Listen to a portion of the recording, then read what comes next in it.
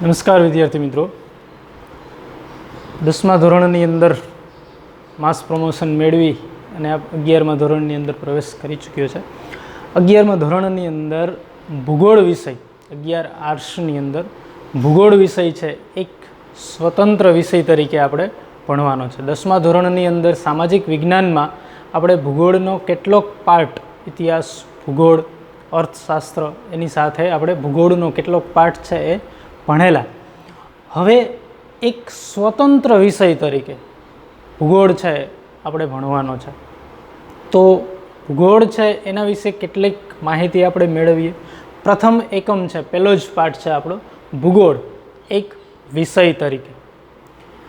તો સૌથી પહેલાં આપણે શરૂઆત ભૂગોળના પરિચયથી જ કરીએ કે ભૂગોળ છે એ શું છે, ભૂગોળનો અર્થ, ભૂગોળ કોને કહેવાય. 10મા ધોરણની અંદર, 9મા ધોરણની અંદર આપણે અભ્યાસ કરી ચૂક્યા છીએ, શીખી પણ ગયા છીએ. ભૂગોળ છે એને આપણે ખબર છે કે ભૂગોળ એટલે ભૂ એટલે પૃથ્વી, એ પૃથ્વી ગોળ છે. મોટાભાગે ભૂગોળની અંદર પૃથ્વીનું વર્ણન જ આવે છે અને એનો શાબ્દિક અર્થ પણ એ જ થાય છે. ભૂગોળ એટલે જિયોગ્રાફી. સૌથી પહેલાં ભૂગોળ શબ્દ છે એ ઈસવીસન પૂર્વે 2જી સદીની અંદર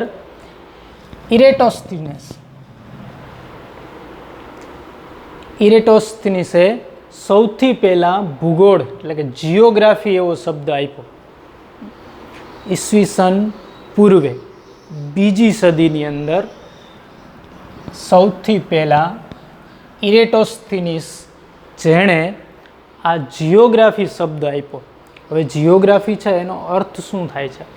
લેટિન ભાષાની અંદર આના બે શબ્દો છે. જિયોગ્રાફી છે એ બે શબ્દોનો જોઈન્ટ કરેલો એક શબ્દ છે, જિયો એન્ડ ગ્રાફિયા.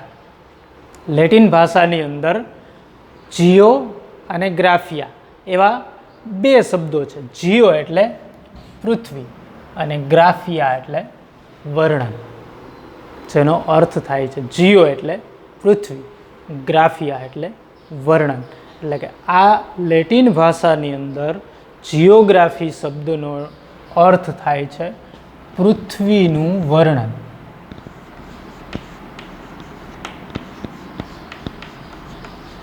પૃથ્વીનું વર્ણન, પૃથ્વીનું વર્ણન કરતું શાસ્ત્ર અથવા ગ્રંથ એટલે જિયોગ્રાફી. અને આપણે ભૂગોળ એવું પણ કહીએ છીએ. ભૂગોળ છે એ ગુજરાતી શબ્દ છે ભૂગોળ, એનો આપણે અર્થ કરીએ તો એમાં પણ એવું જ થાય છે. ભૂગોળ બે શબ્દ છૂટા પડે છે.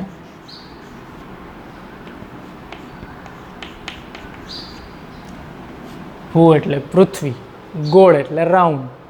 આપણે ખબર છે પૃથ્વી ગોળ છે, તો ગોળ પૃથ્વીનું વર્ણન કરતું શાસ્ત્ર એટલે ભૂગોળ, એવો અર્થ પણ આપણે કરી શકીએ છીએ. કેટલાક વિદ્વાનો છે, ભૂગોળવિદો છે, એણે ભૂગોળની વ્યાખ્યા પણ સમજાવી છે. ભૂગોળનો અર્થ સમજાવવા માટે હાર્ટસોન નામના ભૂગોળવિદ છે, એણે ભૂગોળની વ્યાખ્યા સમજાવતા એવું કીધું છે કે ભૂગોળ એ એવું વિજ્ઞાન છે, જો ભૂગોળને એણે વિજ્ઞાન સાથે સરખાયું છે. ભૂગોળ છે એક વિજ્ઞાન છે, એણે વિજ્ઞાન સાથે સરખાયું છે કે ભૂગોળ એ એવું વિજ્ઞાન છે જે પૃથ્વીના એક સ્થાનથી બીજા સ્થાન સુધીના પરિવર્તનશીલ સ્વરૂપોનું વર્ણન એ માનવ સંસારના સ્વરૂપમાં કરે છે. હર્ટસોન છે એણે વિજ્ઞાન સાથે ભૂગોળને સરખાયું છે. એવું કીધું છે કે ભૂગોળ એક એવું વિજ્ઞાન છે જે પૃથ્વીના એક સ્થાનથી બીજા સ્થાન સુધીના પરિવર્તનશીલ સ્વરૂપો, એક જગ્યાએ અલગ સ્વરૂપ હોય, બીજી જગ્યાએ અલગ હોય, એક જગ્યાએ આપણે જઈએ એ જે ભૌગોલિક સ્થાન હોય એના કરતાં બીજી જગ્યાએ કંઈક અલગ જ સ્થાન હોય, તો એક સ્થાનથી બીજા સ્થાનના જે પરિવર્તનશીલ સ્વરૂપો છે એનું માનવ સંસારના સ્વરૂપમાં વર્ણન કરે છે. ભૂગોળ છે એ માનવ સંસાર સાથે, માણસો સાથે જોડાયેલો વિષય છે. આપણે અગાઉ ચર્ચા કરશું એની ભૂગોળની, કે ભૂગોળ છે એ માત્ર પૃથ્વીને, પર્વતોને, નદીઓને, ઝરણાઓને આવું જ નથી. ભૂગોળ છે એ માણસો સાથે સંકળાયેલો વિષય છે, મનુષ્ય સાથે સંકળાયેલો વિષય છે.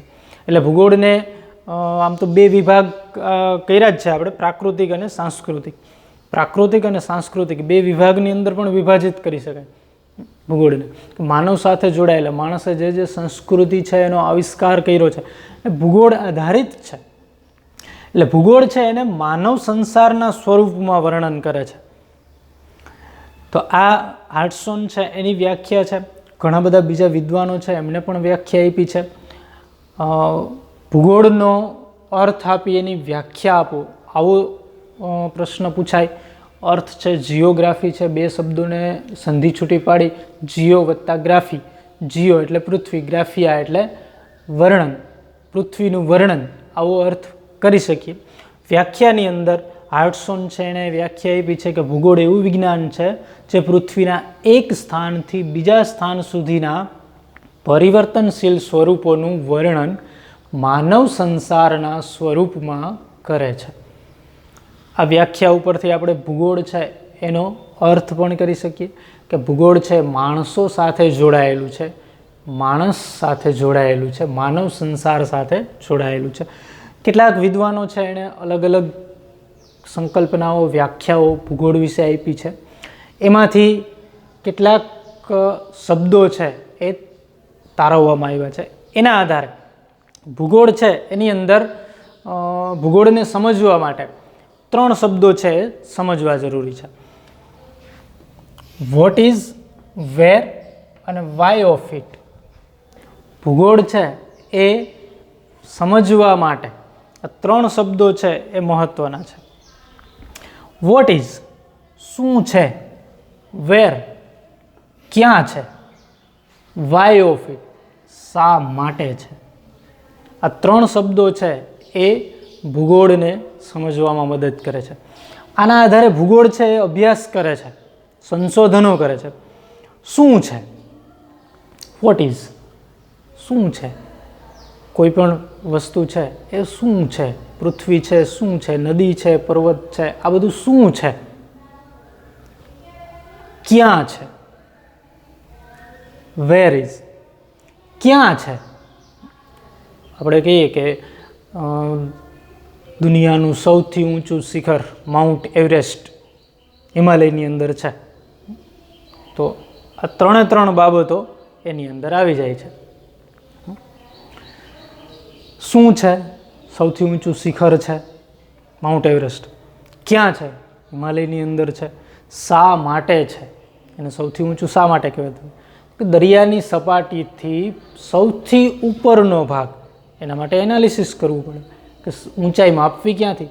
તો પૃથ્વી ઉપર દરેક સ્થળની ઊંચાઈ હંમેશા સમુદ્ર સપાટીથી માપવામાં આવે છે.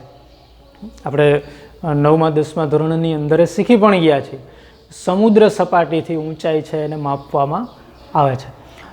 તો એના આધારે આપણે નક્કી કરી શકીએ કે આ સૌથી ઊંચું શિખર છે. કોઈ પણ ઘટના ભૂગોળની અંદર બને છે તો એની અંદર આ 3 વર્ડ છે એ મહત્વના છે. શું છે, ક્યાં છે, શા માટે છે. આપણે ભૂકંપ વિશે વાત કરતા હોય કે ફલાણી જગ્યાએ ભૂકંપ આવ્યો, જાપાનની અંદર ભૂકંપ આવ્યો, વાવાઝોડું, હમણાં વાવાઝોડું આવ્યું હતું, તોકતે વાવાઝોડું છે એ આવ્યું છે. ક્યાં આવ્યું છે? તો કે ગુજરાતની અંદર આવ્યું છે, ગુજરાતના દરિયા કિનારાના વિસ્તારોની અંદર આવ્યું છે. એ શું છે? તો કે વાવાઝોડું છે, સાયક્લોન છે. ક્યાં છે? તો કે ગુજરાતમાં છે. શા માટે છે? તો કે સાયક્લોન કઈ રીતે ઉદ્ભવે છે, શા માટે? આ પ્રશ્નો છે, આ જવાબ છે એ આપણને ભૂગોળ આપે છે. હવાનું દબાણ છે એ પૃથ્વી ઉપર દરિયાની અંદર છે લો પ્રેશર સર્જાય, હવાનું દબાણ સર્જાય અને જે પવન છે એ ઉદ્ભવે છે. એ પવન ઉદ્ભવે એ વંટોળ છે. એ વંટોળ જ્યારે વધારે એકદમ તીવ્ર ગતિની અંદર પહોંચી જાય અને દરિયા કિનારાથી બહાર આવે ત્યારે એને આપણે સાયક્લોન કહીએ છીએ અથવા વાવાઝોડું એવું કહીએ છીએ. તો તો આ 3 શબ્દો છે એ ભૂગોળની અંદર મહત્ત્વના છે. બીજું છે, ભૂગોળ છે એ મુખ્ય 2 પરિબળોનો અભ્યાસ કરે છે. આપણે અગાઉ વાત કરી હતી, મુખ્ય 2 પરિબળો છે. ભૂગોળ છે એ મુખ્ય 2 પરિબળોનો અભ્યાસ કરે છે. કયા કયા? તો કે એક પ્રાકૃતિક તત્વ અને બીજું સાંસ્કૃતિક તત્વ. 2 પરિબળો ઉપર આધારિત છે. પ્રાકૃતિક એટલે કે કુદરતી. આપણે ખબર છે પ્રાકૃતિક કઈ કઈ બાબતો પ્રાકૃતિક છે. જમીન છે, મેદાનો છે, ખીણો છે, નદીઓ છે, પર્વતો છે, જંગલો છે, આ બધી બાબતો છે એ પ્રાકૃતિક બાબતો છે, કુદરતી છે. બીજું સાંસ્કૃતિક, એટલે અહીંયા માનવ સંસાર છે એનો સમાવેશ થાય છે. સાંસ્કૃતિક બાબતો છે, સાંસ્કૃતિક તત્વો છે, એનો ઉદ્ભવ ક્યારથી થયો? તો કે જ્યારથી માણસનો ઉદ્ભવ થયો. માનવે જ્યારથી પૃથ્વી ઉપર વસવાટ કરવાનું શરૂ કર્યું ત્યારથી સાંસ્કૃતિક પરિબળો છે એ એની અંદર ભળ્યા છે. સમયે સમયે એની અંદર પરિવર્તન આવતું જાય છે. આપણે એ જોઈએ પણ છીએ, કયા સમયે કેવા પ્રકારના પરિવર્તનો આવ્યા એ પણ આપણે જોઈએ છીએ. પણ મુખ્ય 2 પરિબળોનો અભ્યાસ કરે છે, પ્રાકૃતિક અને સાંસ્કૃતિક. આગળ ડિટેલની અંદર એની ચર્ચા કરીશું આપણે. તો આ થઈ ભૂગોળની વાત, ભૂગોળના અર્થની વાત. હવે આપણે ભૂગોળને વિષય તરીકે આગળ લઈ જઈએ. તો ભૂગોળ છે એક વિદ્યાશાખા તરીકે, ભૂગોળ છે એને એક સ્વતંત્ર વિષયનો દરજ્જો મળ્યો, એક વિદ્યાશાખાનો દરજ્જો મળ્યો. કઈ રીતે, શા માટે? તો કે ભૂગોળની અંદર એટલી બધી બાબતોનો સમાવેશ થયો છે, એટલા બધા સંશોધનો થયા છે, એટલા બધા ભૂગોળવિદો છે એણે પ્રદાન કર્યું છે કે એના કારણે ભૂગોળ છે એને એક વિષય તરીકે ભણવામાં આવે છે. આપણે બધા એનો અભ્યાસ કરીએ છીએ, વિદ્યાશાખાની અંદર પણ એનો અભ્યાસ કરવામાં આવે છે. તો મોટા ભાગે ભૂગોળ છે એ કાર્યકારણ સંબંધ પર આધારિત છે. કાર્યકારણ સંબંધ એટલે કે કોઈ પણ ઘટના બની છે તો એની પાછળનું કારણ શું? માણસ કોઈ પણ કાર્ય કરે છે, આપણે કોઈ પણ કાર્ય કરીએ છીએ તો એની પાછળનું કંઈક કારણ છે. અત્યારે આપણે ઓનલાઈન ભણીએ છીએ, એક કાર્ય છે, ઓનલાઈન શિક્ષણ મેળવવાનું એક કાર્ય છે. તો એની પાછળનું કારણ શું છે? તો એની પાછળનું એક કારણ છે કે કોરોના આવ્યો, મહામારી આવી, ઓફલાઈન શિક્ષણ બંધ થયું એટલે આપણે ઓનલાઈન શિક્ષણ લઈએ છીએ. એક ઘટના છે એ બની છે, એની પાછળનું કારણ છે. ભૂગોળની અંદર દરેક ઘટના બનવા માટેનું કોઈને કોઈ કારણ છે એ જવાબદાર છે. એટલે કોઈ પણ ઘટના છે એ કોઈ કાર્ય થાય છે તો એ કોઈને કોઈ કારણ પર આધારિત છે. એટલે કાર્યકારણ સંબંધ પર આધારિત છે ભૂગોળ. કોઈ પણ વિભાગ છે એ સમાન છે. દાખલા તરીકે પંજાબ અને હરિયાણા છે એની અંદર ખેતી છે એ સમૃદ્ધ છે, કૃષિ ઉત્પાદન છે વધારે થાય છે. એની સામે બીજા અમુક રાજ્યો છે એની અંદર જેમ કે આપણે કચ્છનો વિસ્તાર છે, ગુજરાતની વાત કરીએ તો ગુજરાતનો કચ્છનો વિસ્તાર છે, અથવા તો બીજા કોઈ વિસ્તારો એવા છે કે જ્યાં રાજસ્થાન છે ત્યાં ખેતી એટલી સમૃદ્ધ નથી. તો એની પાછળના કેટલાક કારણો જવાબદાર છે. એ કારણોનો અભ્યાસ ભૂગોળ કરે છે. તો એટલે ભૂગોળ છે એને એક વિદ્યાશાખા તરીકે એનો અભ્યાસ કરવામાં આવે છે. બીજા ભૂગોળવિદો છે એણે ઘણું બધું પ્રદાન ભૂગોળની અંદર આપ્યું છે. પ્રથમ ભૂગોળવિદ છે થેલ્સન. થેલ્સન છે એને પ્રથમ ભૂગોળવિદ માનવામાં આવે છે કે એને ઈસવીસન પૂર્વે 6ઠી સદીની અંદર પૃથ્વીની ગતિ વિશે વાત કરી. છેક ઈસવીસન પૂર્વે 6ઠી સદીમાં, એટલે આજથી 2700 વર્ષ પહેલાં એણે 6ઠી સદીમાં વાત કરી કે પૃથ્વીનું કદ, આકાર, ગતિ, એનો વિચાર થેલ્સને રજૂ કર્યો કે પૃથ્વી કેવી છે, કેવડી છે, કેવી રીતે ગતિ કરે છે. આવા વિચારો એણે સૌથી પહેલાં ઈસવીસન પૂર્વે 6ઠી સદીની અંદર રજૂ કર્યા. એટલે એના વિચારો છે એણે રજૂ કર્યા, એને વ્યવસ્થિત એણે લોકો સુધી, બીજા ભૂગોળવિદો સુધી એ વિચારો છે એને પહોંચતા કર્યા, એટલે એને થેલ્સન છે એને પ્રથમ ભૂગોળવિદ કહેવામાં આવે છે. બીજા પણ ઘણા બધા ભૂગોળવિદો છે જેણે ભૂગોળના ક્ષેત્રની અંદર યોગદાન આપ્યું છે, અને એના કારણે આપણે એને વિદ્યાશાખાનો દરજ્જો આપ્યો છે, વિદ્યાશાખાની અંદર એનો અભ્યાસ કરીએ છીએ. ટોલેમી છે એણે અક્ષાંશ, રેખાંશ અને ભૌગોલિક સ્થાનની માહિતી આપી છે કે પૃથ્વી ઉપર આપણે ખબર છે આડી અને ઊભી કાલ્પનિક રેખાઓ દોરવામાં આવેલી છે, જેને આપણે અક્ષાંશ અને રેખાંશ કહીએ. અક્ષાંશ અને રેખાંશની માહિતી ટોલેમીએ આપી છે. એના આધારે ભૌગોલિક સ્થાન છે નક્કી થાય. કયું સ્થાન આપણે અત્યારે પૃથ્વીના ગોળા ઉપર કે નકશા ઉપર આપણે એવું કહી શકીએ કે ભારત છે એ આટલાથી આટલા અક્ષાંશ ને આટલાથી આટલા રેખાંશ વચ્ચે આવેલો દેશ છે, તો એ ભારતનું સ્થાન, ભૌગોલિક સ્થાન છે એ આ અક્ષાંશ અને રેખાંશના આધારે આપણે નક્કી કરી શકીએ છીએ. આ ટોલેમીએ એવું સૌથી પહેલાં કીધું છે. 8 ઉત્તર અક્ષાંશથી 37 ઉત્તર અક્ષાંશ, 68 પૂર્વ રેખાંશથી 97 પૂર્વ રેખાંશ આ ભારતનું ભૌગોલિક સ્થાન છે. આવું આપણે અક્ષાંશ અને રેખાંશના આધારે કહી શકીએ. તો સૌથી પહેલાં આવું આપણને સમજાવનાર આ અક્ષાંશ અને રેખાંશ ભૌગોલિક સ્થાન વિશે ટોલેમીએ માહિતી આપી. ત્યાર પછી સ્ટ્રાબો છે એણે 17 જેટલા ભૌગોલિક ગ્રંથો લખ્યા, જેની અંદર ભૂગોળની જુદી જુદી ઘટનાઓ વિશે એણે ચર્ચા કરી, માહિતી આપી છે. તો આ તો વિદેશી ભૂગોળવિદોની વાત થઈ. આપણે આપણા ભારતના ભૂગોળવિદો છે એની વાત કરીએ તો આર્યભટ્ટ છે એણે સૂર્યમંડળ વિશે માહિતી આપી છે. સૂર્ય છે એની ફરતે બધા ગ્રહો છે એ ફરે છે.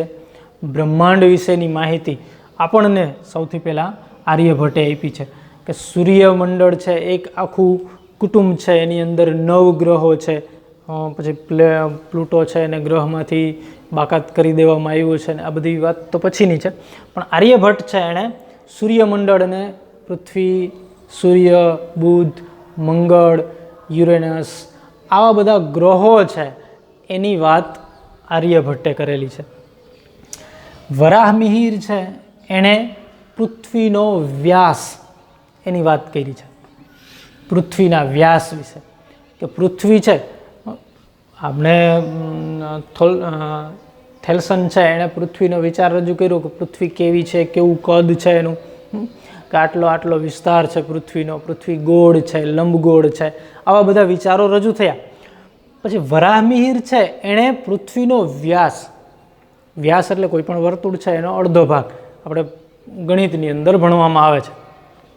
તો એ પૃથ્વીનો વ્યાસ છે એ એણે વરાહમિહિરે રજૂ કર્યું કે પૃથ્વી છે એ આટલી છે, એને વચ્ચેથી કાપી નાખવામાં આવે એટલે કે અડધી પૃથ્વી કેવડી થાય, એનો વ્યાસ છે એણે રજૂ કર્યો. એના આધારે જ ગણિતની અંદર આપણે પાઈની કિંમત ભણીએ છીએ 22.7, એના આધારે થાય છે. પાઈની કિંમત 22/7 શા માટે થાય છે? તો એ આ વ્યાસના આધારે કોઈ પણ વર્તુળ છે એનો વ્યાસ, એ વર્તુળની જે ત્રિજ્યા છે એને એના વ્યાસ વડે ભાગવામાં આવે તો જવાબ છે 22/7 આવે. એ આપણા ભૂગોળવિદોએ રજૂ કર્યો છે વિચાર. તો પૃથ્વીનો વ્યાસ વરાહમિહિર છે એણે આપ્યો છે. ભાસ્કરાચાર્ય છે એણે ગુરુત્વાકર્ષણનો નિયમ આપ્યો. આપણે ગુરુત્વાકર્ષણ છે એના નિયમ વિશે ઘણી બધી વાતો છે એ સાંભળીએ છીએ કે સફરજનના ઝાડ નીચે ભાઈ બેઠા છે અને ઉપરથી સફરજન પડે છે અને એને વિચાર આવે છે કે સફરજન છે એ નીચે કેમ પડ્યું, ઉપર કેમ ના ગયું. આવો વિચાર રજૂ થયો અને પછી આપણે એને ગુરુત્વાકર્ષણનો નિયમ બનાવ્યો કે આ ગુરુત્વાકર્ષણના કારણે પૃથ્વી પાસે એક એવું આકર્ષણ બળ છે કે જે વાતાવરણની અંદર રહેલા પદાર્થોને પોતાની તરફ ખેંચે છે. એને આપણે ગુરુત્વાકર્ષણ કહીએ. ન્યૂટને આ નિયમ શોધ્યો. એની પહેલાં ભાસ્કરાચાર્ય છે એણે ગુરુત્વાકર્ષણ વિશે ઘણી બધી વાતો કીધેલી છે. એના ગ્રંથની અંદર પણ એણે ગુરુત્વાકર્ષણ વિશે ચર્ચા કરેલી છે. ગુરુત્વાકર્ષણ તો એ સફરજનના ઝાડ નીચે ના બેઠા હોત તો પણ ગુરુત્વાકર્ષણનો નિયમ તો બનેલો જ હતો. પણ પછીથી આપણને ખબર પડી કે ગુરુત્વાકર્ષણ છે આ વસ્તુ છે. ભાસ્કરાચાર્ય છે એણે ગુરુત્વાકર્ષણનો નિયમ ન્યૂટનની પહેલાં પણ એણે કહી દીધો હતો.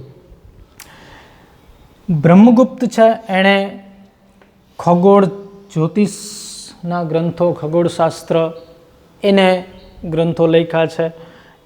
આપણને એના વિશે માહિતી, ખગોળીય ઘટનાઓ, આકાશની અંદર કેટલા બધા અસંખ્ય તારાઓ છે, આકાશગંગા છે, ગેલેક્સી છે, ઘણું બધું આપણે સાંભળીએ છીએ. બ્રહ્માંડ, આપણે તો એક ગેલેક્સી, આપણા જે ગ્રહો છે એ મંદાકીની ગેલેક્સીના ભાગ છે.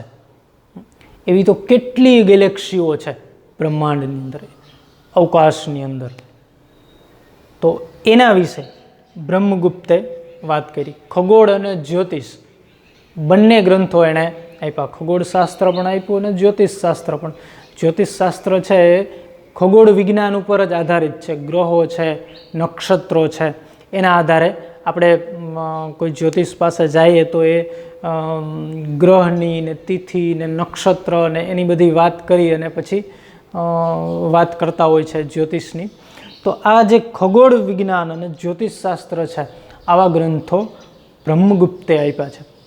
તો આ બધા વિદ્વાનો છે એણે ભૂગોળને એક સ્વતંત્ર વિદ્યાશાખા બનાવવા માટે મહત્ત્વનું યોગદાન આપ્યું છે. એટલા માટે ભૂગોળ છે એને એક સ્વતંત્ર વિષયનો દરજ્જો આપવામાં આવ્યો છે અને એનો વિસ્તારથી અભ્યાસ કરવામાં આવે છે. તો આ બાબતો છે એક ભૂગોળનો અર્થ, જીઓગ્રાફિયા પૃથ્વીનું વર્ણન, ની વ્યાખ્યા. ભૂગોળ એવું વિજ્ઞાન છે જે પૃથ્વીના એક સ્થાનથી બીજા સ્થાન સુધીના પરિવર્તનશીલ સ્વરૂપોનું વર્ણન માનવ સંસારના સ્વરૂપમાં કરે છે. આવી આર્ટસોનની વ્યાખ્યા. પછી ભૂગોળ છે એની અંદર કઈ બાબતો છે તો કે શું છે, ક્યાં છે અને શા માટે છે. આ 3 શબ્દો ઉપર ભૂગોળ છે એનું આધારિત છે. વોટ ઇઝ, વેર ને વાય ઓફ ઇટ. મુખ્ય 2 પરિબળોનો અભ્યાસ કરે છે, પ્રાકૃતિક અને સાંસ્કૃતિક. આ વિદ્યાશાખા તરીકે ભૂગોળ છે એનું સ્થાન કાર્યકારણ સંબંધ ઉપર આધારિત છે. ભૂગોળવિદો છે એણે આપેલું યોગદાન છે. પ્રથમ ભૂગોળવિદ થેલ્સન, જેણે પૃથ્વીનો કદ, આકાર અને ગતિ વિશે વાત કરી. ટોલેમીએ અક્ષાંશ, રેખાંશ, ભૌગોલિક સ્થાન વિશે વાત કરી. સ્ટ્રાબોએ 17 જેટલા ગ્રંથો આપ્યા છે. આર્યભટ્ટે સૂર્યમંડળના ગ્રહોની વાત કરી. વરાહમિહિર છે એણે પૃથ્વીનો વ્યાસ વિશે વાત કરી છે. ભાસ્કરાચાર્યએ ગુરુત્વાકર્ષણની વાત કરી છે. બ્રહ્મગુપ્તે ખગોળ અને જ્યોતિષશાસ્ત્રોની વાત કરી છે. બીજા ઘણા બધા વિદ્વાનો છે જેણે ભૂગોળની અંદર યોગદાન આપેલું છે. તો આ એકમ છે એની ચર્ચા આપણે અહીંયા સુધી કરીએ. હવે પછી નેક્સ્ટ લેક્ચરની અંદર ભૂગોળનો આપણે આગળ અભ્યાસ કરીશું. Okay, thank you.